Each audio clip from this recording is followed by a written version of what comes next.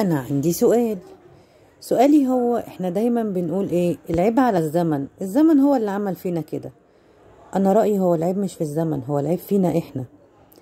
لان زمان كان في بيوت دعارة، الحاجات الوحشة بقى، كان في بيوت دعارة وكان في شذوذ وكان في حاجات كتيرة قوي قوي قوي قوي كتيرة غلط، صح؟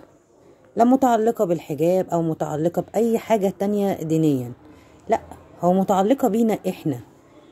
انت اللي قادر تعمل من الحاجة الحلوة صح والحاجة التانية غلط. لكن ايه علاقة الزمن؟ يعني ايه علاقة الزمن؟ دلوقتي بقى في نسبة قتل كتيرة بقى، مش عارفة ايه. طب ما هي برضو مش جديدة.